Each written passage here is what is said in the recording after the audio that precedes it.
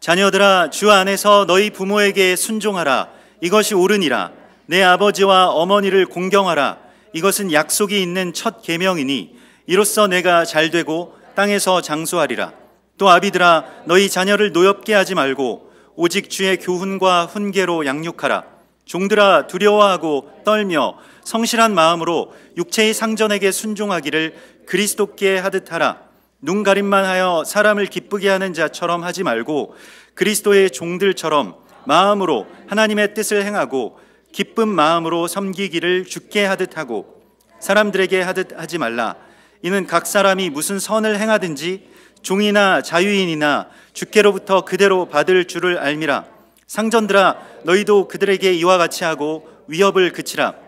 이는 그들과 너희의 상전이 하늘에 계시고 그에게는 사람을 외모로 취하는 일이 없는 줄 너희가 알미라. 끝으로 너희가 주 안에서와 그 힘의 능력으로 강건하여지고 마귀의 간계를 능히 대적하기 위하여 하나님의 전신갑주를 입으라. 우리의 씨름은 혈과 육을 상대하는 것이 아니요 통치자들과 권세들과 이 어둠의 세상 주관자들과 하늘에 있는 악의 영들을 상대함이라. 그러므로 하나님의 전신갑주를 취하라. 이는 악한 날에 너희가 능히 대적하고 모든 일을 행한 후에 서기 위함이라. 그런즉 서서 진리로 너희 허리띠를 띠고 의의 호심경을 붙이고 평안의 복음이 준비한 것으로 신을 신고 모든 것 위에 믿음의 방패를 가지고 이로써 능히 악한 자의 모든 불화살을 소멸하고 구원의 투구와 성령의 검 곧 하나님의 말씀을 가지라. 모든 기도와 간구를 하되 항상 성령 안에서 기도하고 이를 위하여 깨어 구하기를 항상 힘쓰며 여러 성도를 위하여 구하라. 또 나를 위하여 구할 것은 내게 말씀을 주사 나로 입을 열어 복음의 비밀을 담대히 알리게 하옵소서 할 것이니 이 일을 위하여 내가 쇠사슬에 매인 사신이 된 것은 나로 이 일에 당연히 할 말을 담대히 하게 하려 하심이라. 나의 사정 곧 내가 무엇을 하는지 너희에게도 알리려 하노니 사랑을 받은 형제요 주 안에서 진실한 일꾼인 두기고가 모든 일을 너희에게 알리리라. 우리 사정을 알리고 또 너희 마음을 위로하기 위하여 내가 특별히 그를 너희에게 보내었노라. 아버지 하나님과 주 예수 그리스도께로부터 평안과 믿음을 겸한 사랑이 형제들에게 있을지어다. 우리 주 예수 그리스도를 변함없이 사랑하는 모든 자에게 은혜가 있을지어다. 아멘.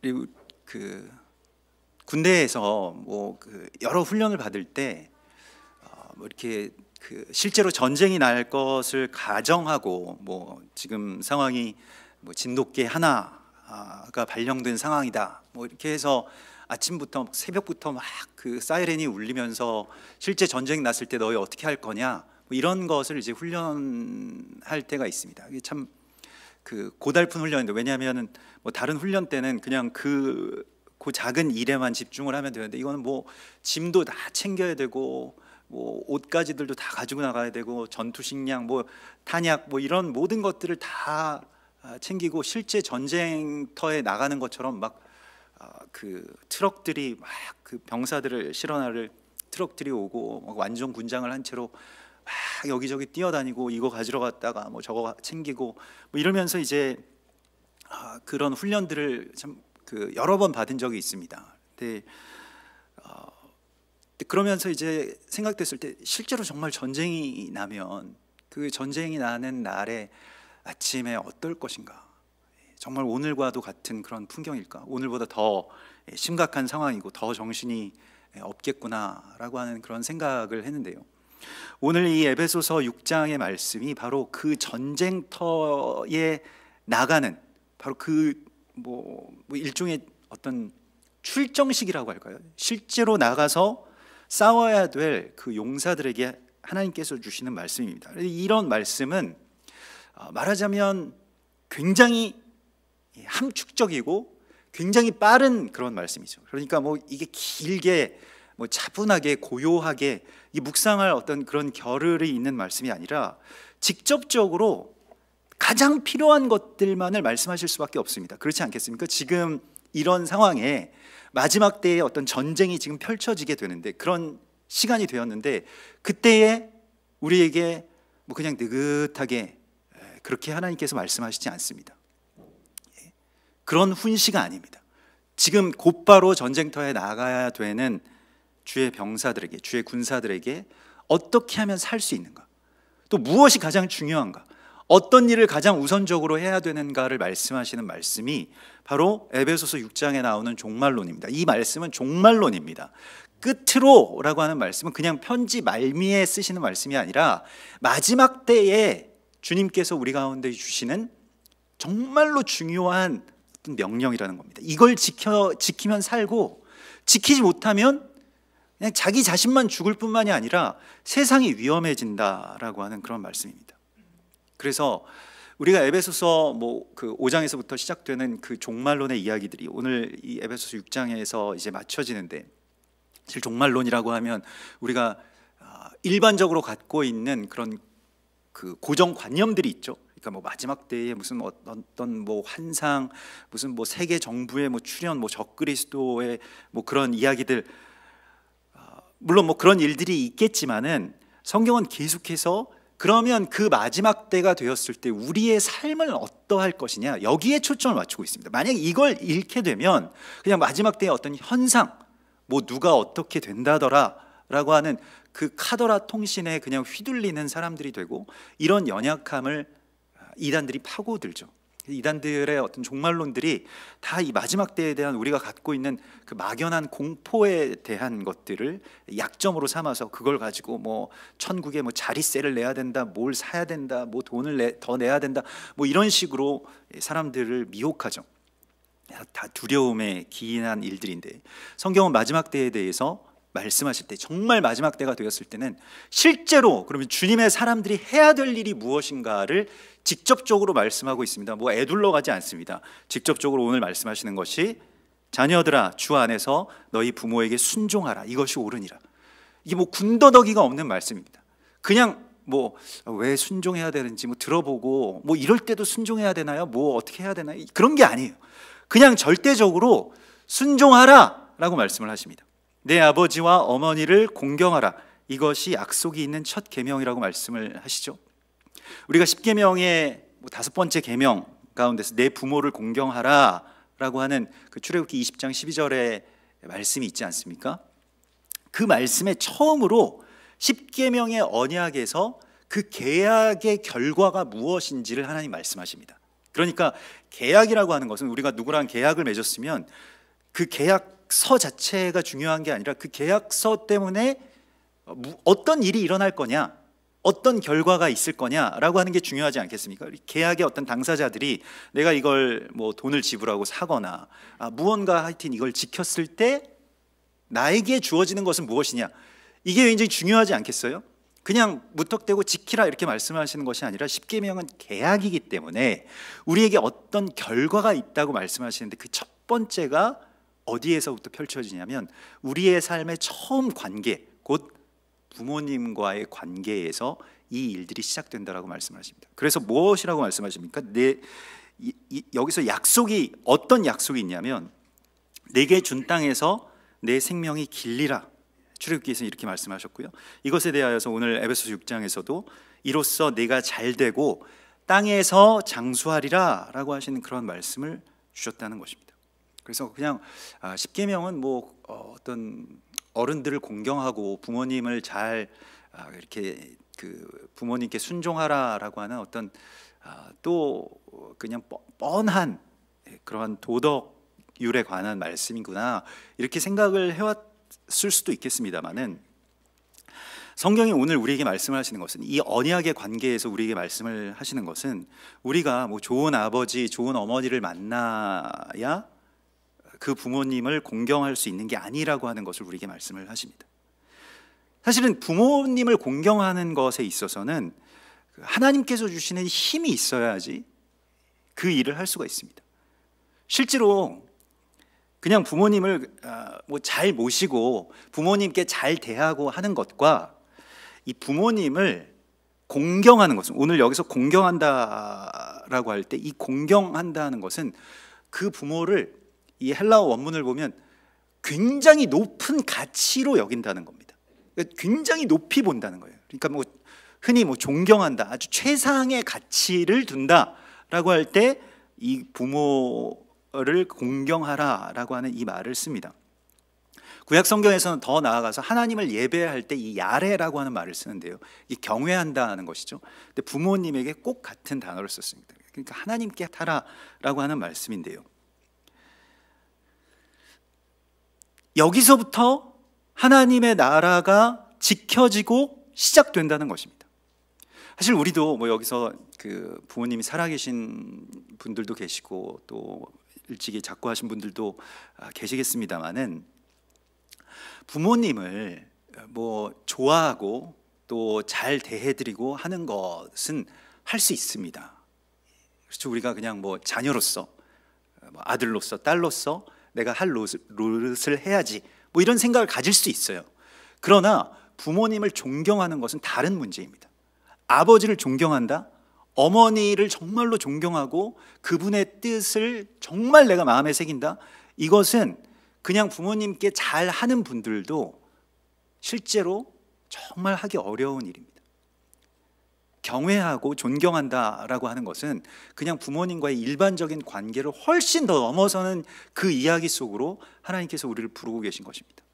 그래서 원래 하나님께서 이 마귀들과 대적할 주님의 나라와 주님의 나라의 군사들을, 이 부모와 자녀들을 이렇게 원팀으로 한 팀으로 만드셔서 아버지와 아들, 뭐 부모와 그 자녀들이 같이 하나가 되어서 나아가는 것, 그것을 계속해서 성경은 전체적으로 계속 말씀을 하셨습니다. 그러니까 제사장들도 그냥 제사장 한 명이 아니라 아론과 그의 아들들, 항상 그 한 세대가 서로 연합하는 것을 통해서 하나님과의 어떤 통로가 열린다고 말씀을 하시거든요.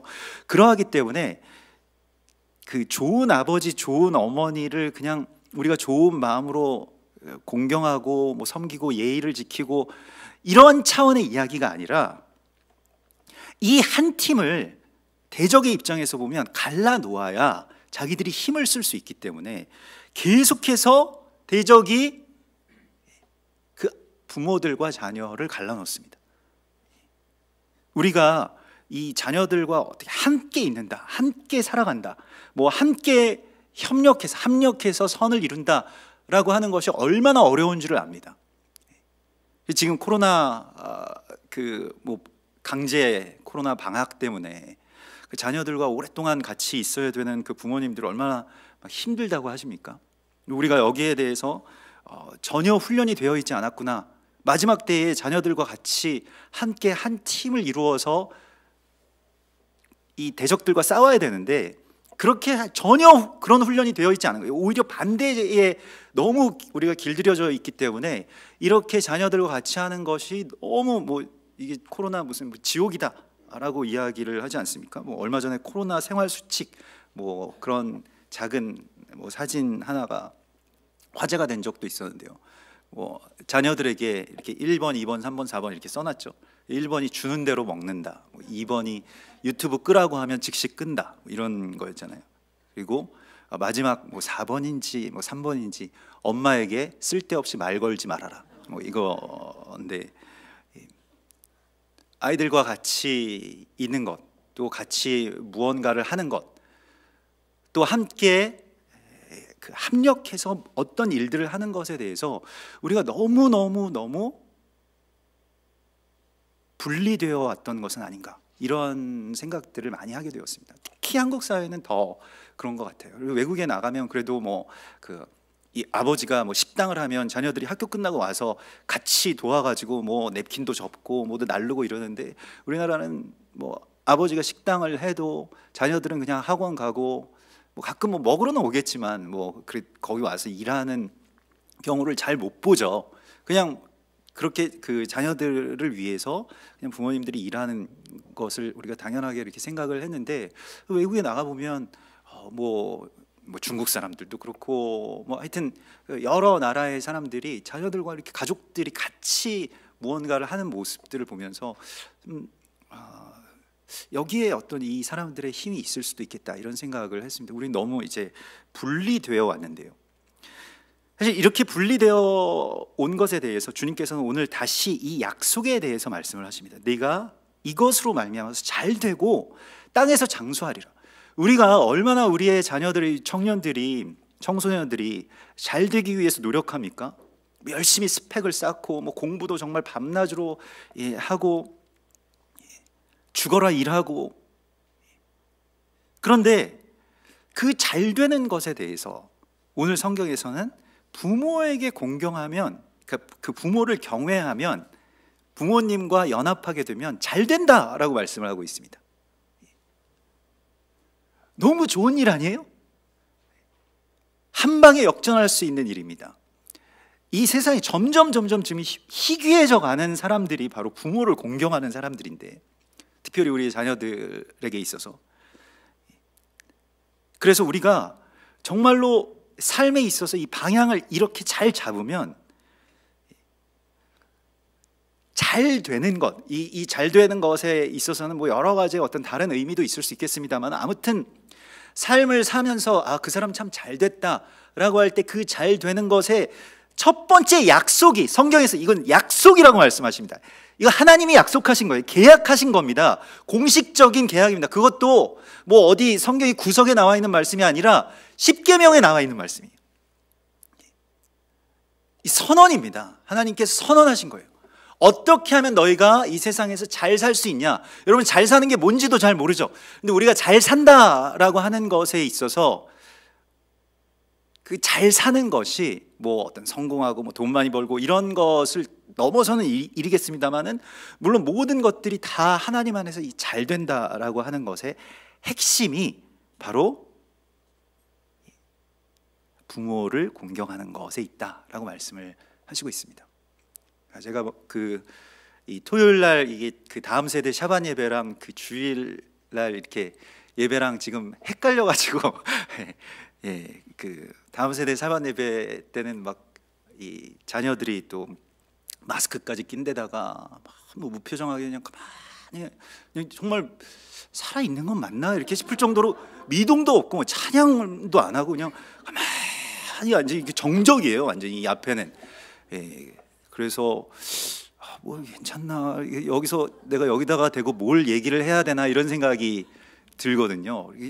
걔네들은 자기 자존심이 걸린 일이거든요. 내가 여기서 반응하거나 여기서 내가 손을 올려서 찬양하거나 이러면 굉장히 부끄러운 일이야 이렇게 생각을 하는가 봐요.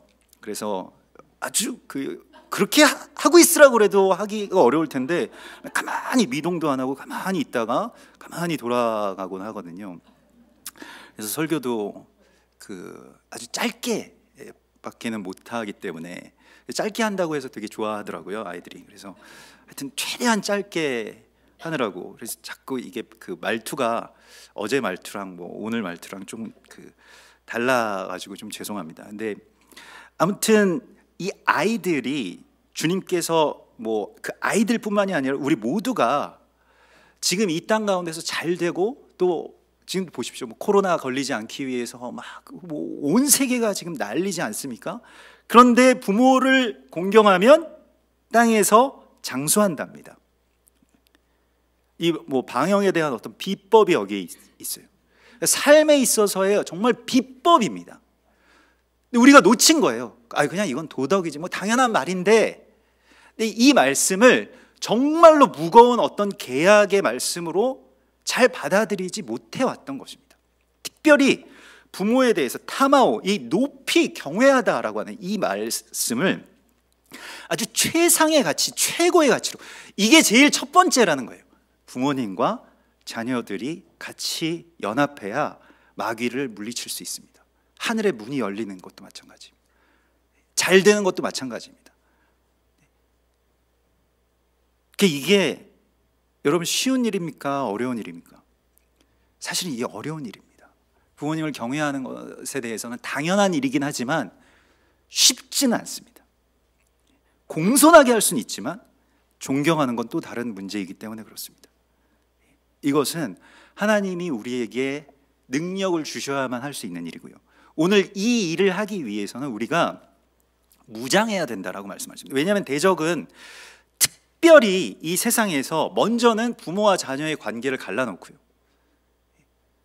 그래야 세상을 파괴할 수 있거든요.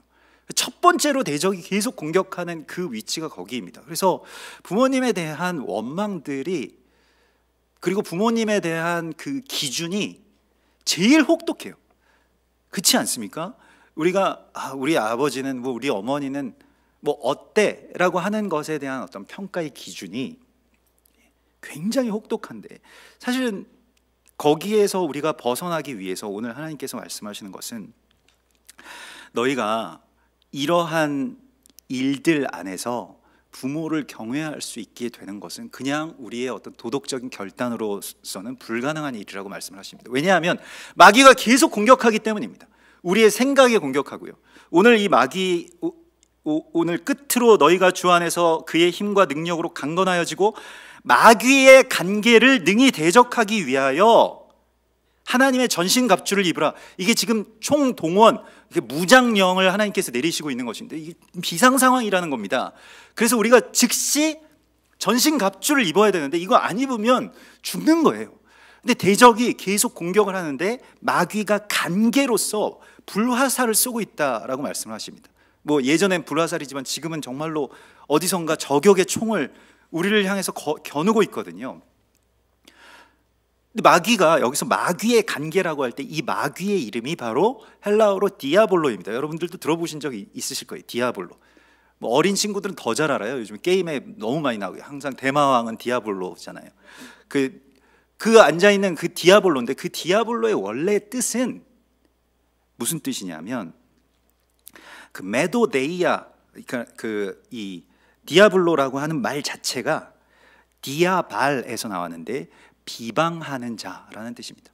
그러니까 누군가를 비난하는 것이 이게 디아발이고, 그것의 왕이 바로 마귀라는 거예요. 디아블로. 그래서 마귀의 간계라고 할 때 이 마귀의 거짓말, 마귀의 간계인데, 그 마귀의, 여기서 간계라고 번역된 말이 바로 이 메도데이아인데, 그냥 그 마귀가, 그렇게 비방하는 마귀가 우리 안으로 들어와 가지고요, 한복판을 휘젓고 다닌다는 뜻입니다. 원래 이 뜻이. 그러니까 뭐 그냥 뭐 이렇게 속이고 이런 게 아니에요.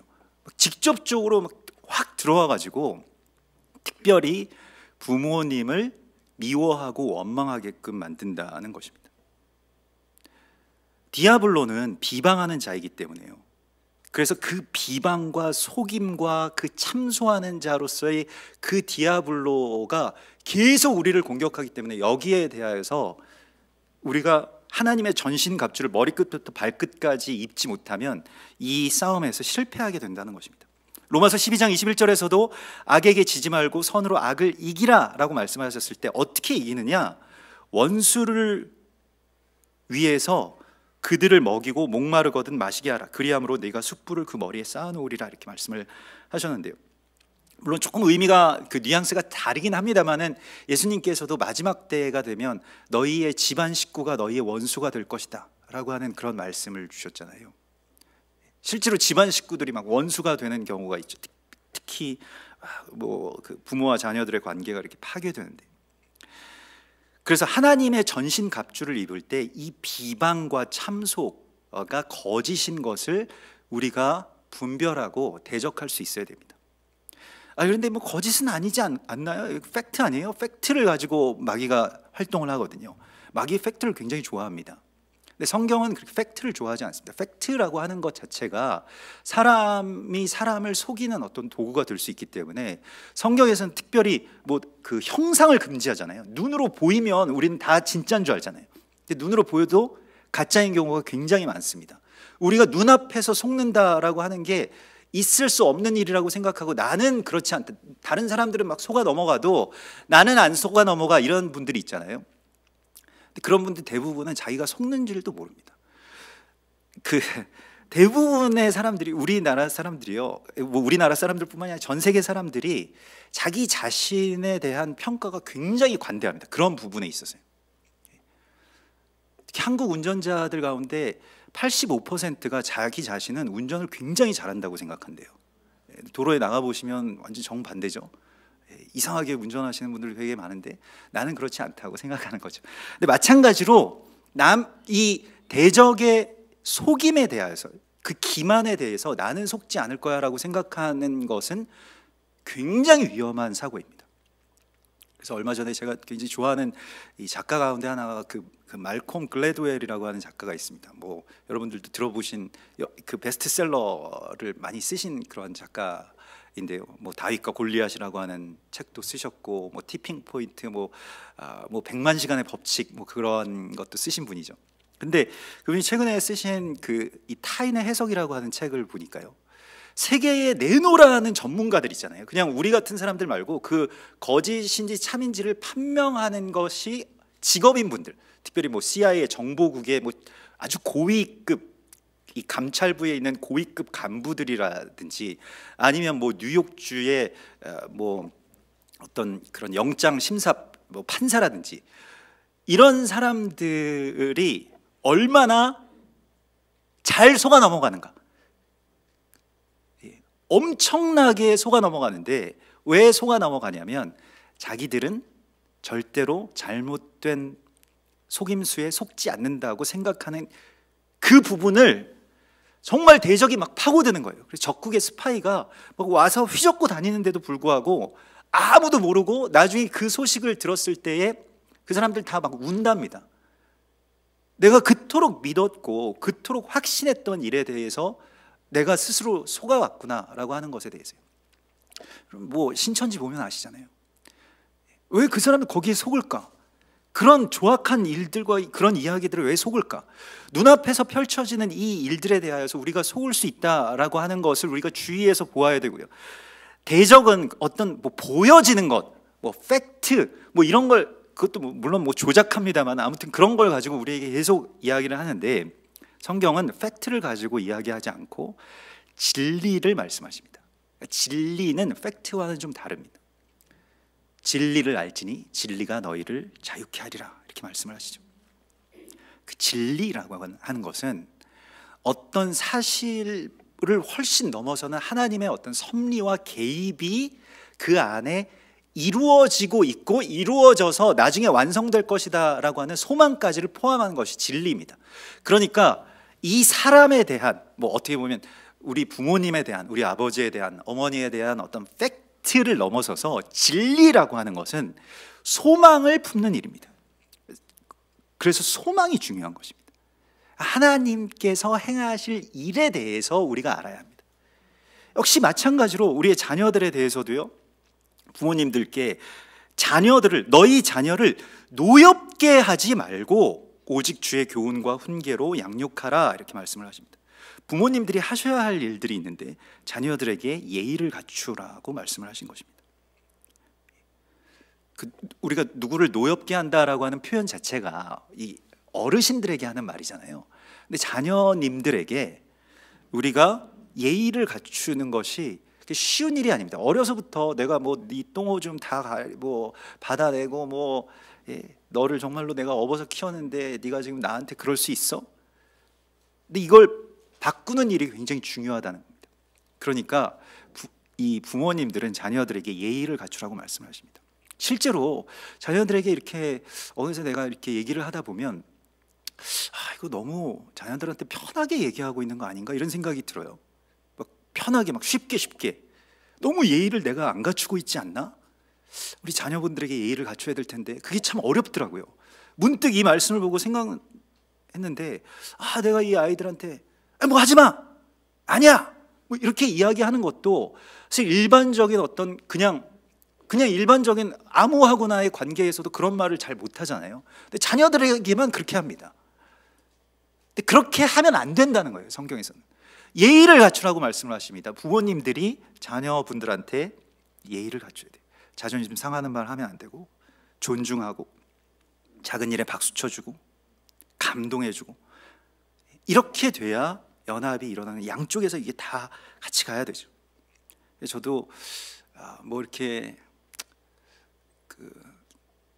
자존감이 막 이렇게 있을 만한 그런 일들이 별로 없었어요. 학창 시절에 뭐 어디서 뭐 공부를 잘한다거나 어디 뭐 상을 받았다거나 뭐 시험에 합격한다거나 이런 일들이 많지 않았다기보다는 거의 없었기 때문에, 그래서 나는 그냥 뭐 참 열등한 사람인가 보다 이렇게 생각을 했는데, 어느 날 이제 그 고등학교 1학년 때 어떻게 이제 방송반에 들어가게 돼서 뭐 방송반에서 하는 일이 뭐 뭐 웃긴 얘기들 꽁트 같은 거 이렇게 모아가지고 뭐 헤헤헤헤 뭐 이런 거 막 성대모사 뭐 흉내내고 뭐 이런 일이었습니다. 근데 그거를 이제 뭐 어떤 축제 때 그 작은 꽁트 코너를 맡아가지고 이제 올라가서 이제 오랫동안 준비해온 거 막 원고지에 써가지고 이제 하는데 뭐 이렇게 잘 했겠습니까?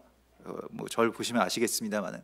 그런데 끝나고 나니까 이 객석에서 어머니가 오셨는데 막 정말 그 홀에 있는 모든 학생들보다 제일 막 박수를 열심히 치시는 거예요.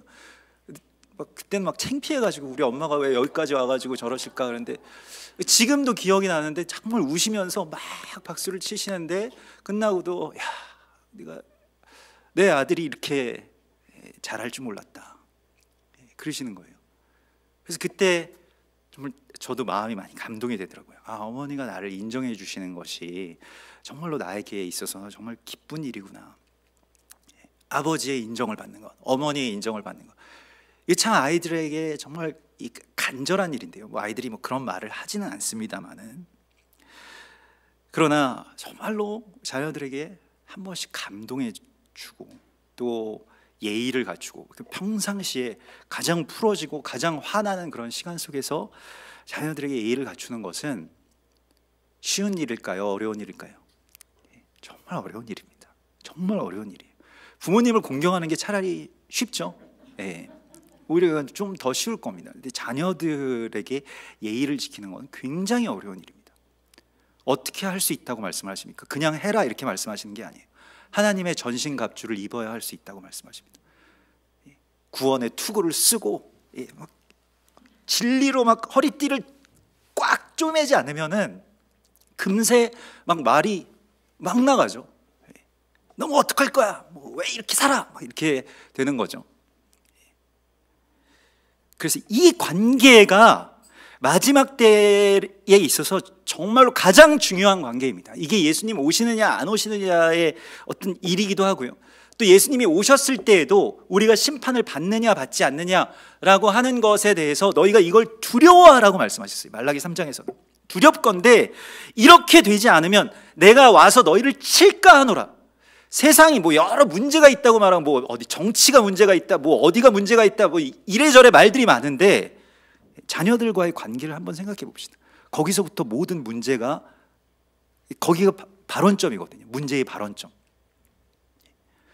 그게 회복이 되지 않으면 다른 데 엄한 데를 희생양으로 잡아가지고 막 그렇게 비방해도 결국엔 계속 똑같다는 것입니다. 그래서 하나님께서는 마귀의 관계, 마귀가 들어와서 지금 한복판에서 다 휘저어 다니고 있는데도 불구하고 대적에게 휘둘리지 말고, 대적이 거짓말하는 것에 휘둘리지 말고, 대적은 계속 참소하거든요. 야, 근데 이거 좀 잘못된 것 같지 않냐? 이거 뭐 부모님들이 좀 잘못하고 있는 것 같지 않냐? 뭐 어떤 세대에 있어서도 뭐 부모 세대가 뭐 이런 잘못을 저지르지 않았냐? 뭐 이런 식으로 하죠. 근데 여기에서 대적의 공격을 막아설 수 있도록, 대적은 계속 공격할 겁니다. 이것에 대해서는 대적은 공격을 포기하진 않습니다. 이런 일들이 없어지지 않는다는 일입니다. 그러니까 이런 감정들이 내 안에서 계속 생겨날 것이라는 거예요. 근데 여기에 대하여서 버티고 거기서 고정하고 거기서 이 전신갑주를 입는 것에 대해서도요, 그런즉 너희가 서서 버티고 다시 서기 위함이라 이렇게 말씀을 하시는데, 이 선다라고 하는 그 위치에 고정시킨다라고 하는 거, 우리 아까 전에 나누었던 것과 같이 소망이 있어야만 이런 어떤 마귀의 참소나 뭐 팩트를 가지고 뭐 속이고 기만하는 것에 휘둘리지 않는다는 것입니다.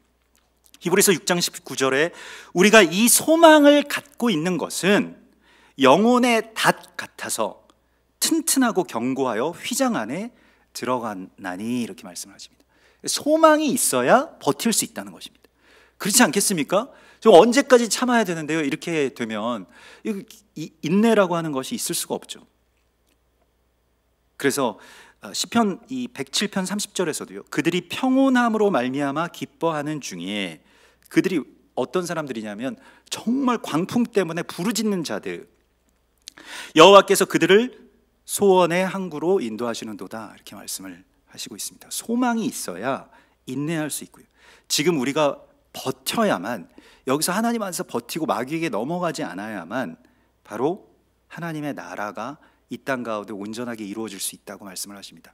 여기에 있어서 구원의 이 머리를 보호하는 것, 자꾸 생각으로 대적이 공격을 하고 또 마음으로 마음을 상하게 해서 공격을 하고 자꾸 어떤 이 하나님께서 나에게 주신 어떤 사명을 벗겨내기 위해서 자꾸 이 허리띠를 풀려고 하고 이런 일들에 대하여서 우리가 대적해야 되는데, 거기에 아주 중심에는 하나님의 말씀을 가지라, 이렇게 말씀을 하시고 있습니다. 말씀이 가장 중요한 거예요. 이게 지금 막 비상시국인데 병사가 총을 가지고 나가지 않으면 어떻게 되겠습니까? 딴 거 다 챙겼는데요. 그러면 우리가 살 수가 없겠죠. 그러니까 지금 우리가 붙들어야 될 것은, 가장 소중하게 또 가장 중요하게 붙들어야 될 것은 말씀입니다. 말씀을 정말로, 여러분 지금 이 시간부터 우리가 하나님께서 주신 지금 비상시국인데요, 말씀을 붙들어야 됩니다. 지금 세상에 광풍이 불어오고 있어요. 지난주에 막 태풍급의 광풍들이 막 불어왔죠. 저도 이 예배당에 있는데 막 건물이 떨릴 정도로 막 바람이 막 불어오는 거예요. 그래서 기도를 하면서, 하나님 이 바람은 어디에서부터 불어오는 어떤 바람입니까? 뭐 이런 기도를 했는데, 실제로 이 나라에, 전 세계에 지금 광풍이 불어닥치고 있죠.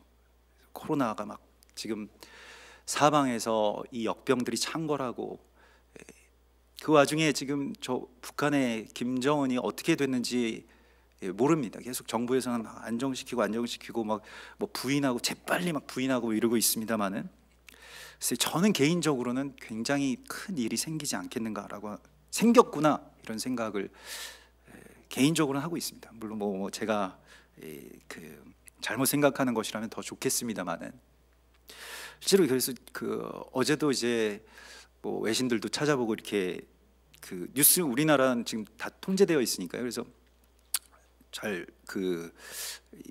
뭐 여기저기서 무슨 정보가 없는가 이런 생각들을 하면서 이렇게 찾아봤는데, 북한에 아주 한 명만이 있는 절대 권력자가 뭔가 좀 어떤 위기에 있는 것만 분명한 것 같습니다. 그래서 왜냐하면 미국에서 지금 코로나 때문에 난리여서 대규모 군사훈련을 하지 않습니다. 다 취소됐어요. 한국이랑은 국방비 때문에 협상이 지금 결렬돼 가지고 모든 훈련들이 다 취소됐습니다. 그런데 지난주부터 4월 20일부터 이 하와이에서 전투기 수십 대가, 그것도 세계 최강의 전투기 수십 대가 지금 전쟁이 났을 경우에 출격하는 훈련을 했습니다. 엘리펀트 워크라고 하는 훈련이 있었다고 하고요. 일본의 괌에 지금 폭격기들, 뭐 전투기들 훈련을 지금 하는 시기가 아닌데 다 지금 지난주에 엄청난 훈련을 했고요. 한국이랑 연합훈련을 원래 다 지금 취소되고 스케줄 자체도 없었는데, 지난주에 갑자기 훈련의 명목으로 지금 미국의 최정예 전투기들이 다 한반도 주변에 배치되고 있습니다. 그래서 저는 지금 이 정도의 상황이면 뭔가 뭐 큰 일이 있지 않겠는가, 뭐 이런 생각을 하고 있는데요.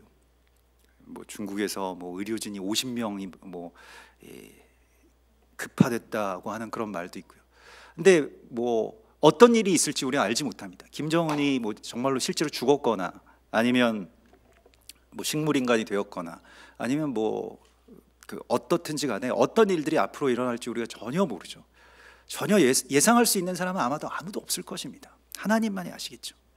지금 이런 광풍들이 불어닥칠 때 실제로 정말 우리가 아주 생각하기 싫어서 생각도 안 해본 이야기 가운데 첫 번째는 아마 전쟁이 나는 것일 것입니다. 진짜 전쟁, 진짜 다음 주에 전쟁이 난다, 뭐 이렇게 될 수 있을 것입니다.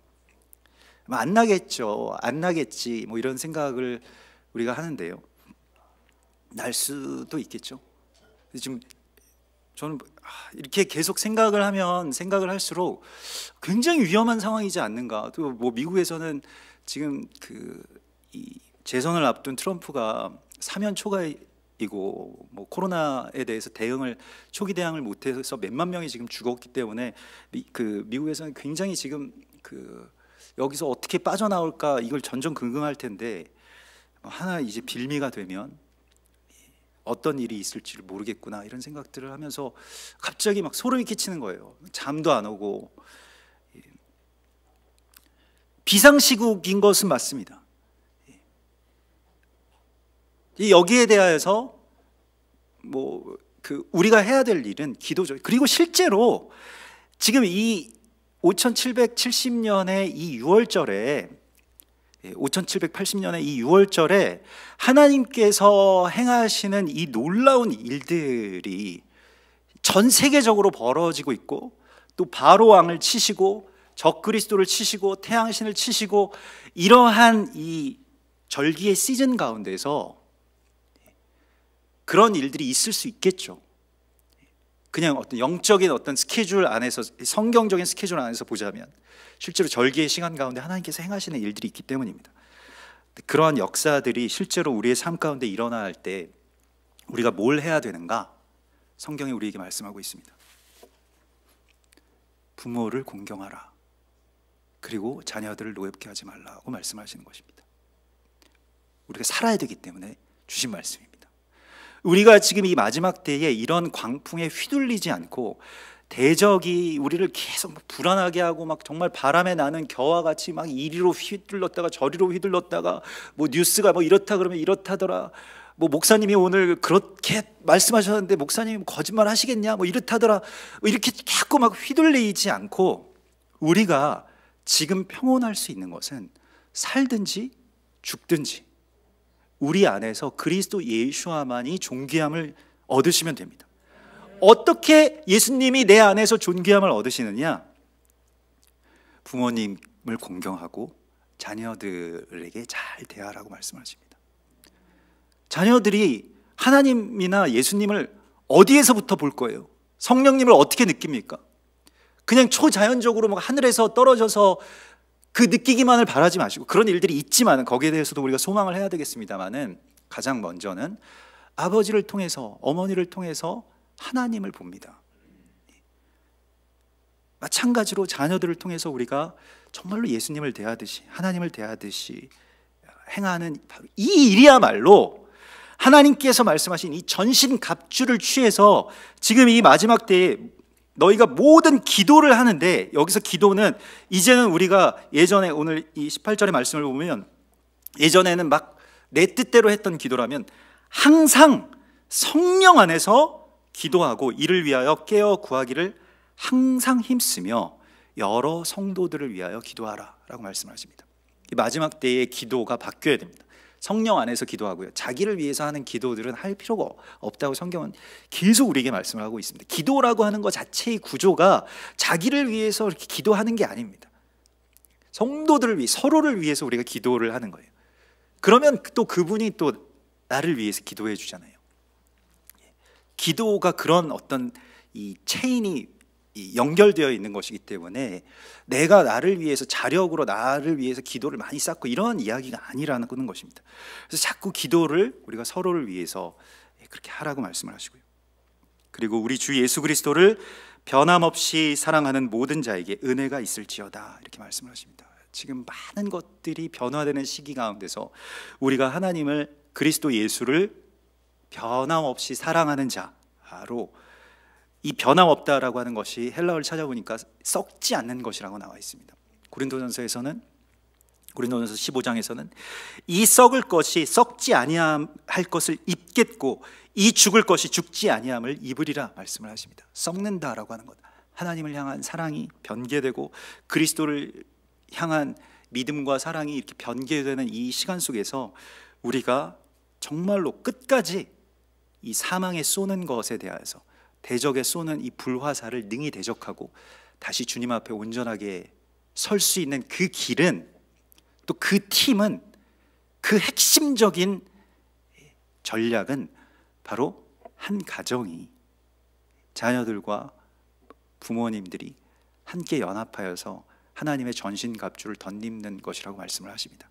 이것을 위해서 하나님께서 행하시는 이 일들에 큰 소망을 품고 나아갑시다. 우리 같이 기도하겠습니다. 하나님, 이 마지막 때에 주님께서 우리 가운데 주신 주님의 이 절체절명의 명령 가운데 이 임박하고 위험한 시간이 시작이 되었습니다. 우리가 두려워하지 않게 하시고 또 요동치 않게 하시고 하나님 말씀만 붙들고 진리 안에서 주님께만 소망을 품으며 우리가 살든지 우리가 어떻게 된다고 할지라도 하나님의 사랑을, 그리스도 예수와의 향기를 우리의 자녀들에게, 또 우리의 부모님에게, 또 우리의 동역자들에게 그렇게 펼쳐가게 하여 주시옵소서. 주여, 이 나라를 지켜주실 것을 믿습니다. 이 민족을 주의 날개 그늘 아래 보호해 주실 것을 믿습니다. 어떠한 일들이 있을지라도 하나님의 계획과 섭리 안에서 이루어질 줄을 믿습니다. 그래서 저 북녘 땅의 포로들이 이 70년의 노예 생활에서 풀려나게 하여 주시고 적그리스도의 권세를, 태양신의 권세를 패하시는 주님께서 이 땅 가운데서 놀라운 일을 행하실 때에 주여 우리의 기도를 들으시고 하나님의 나라가 이 땅 가운데 온전하게 이루어질 수 있도록 인도하여 주시옵소서. 이를 위하여 우리가 깨어서 계속 기도하게 하여 주시고 성령 안에서 성도들을 위해서 기도하게 하여 주시고 하나님의 나라를 향해서 우리가 간구할 때에 하나님 우리에게 주님 안에서 주시는 참된 평안을 허락하여 주시옵소서. 거룩하신 예수와 메시아 이름으로 감사하며 기도드리옵나이다. 아멘.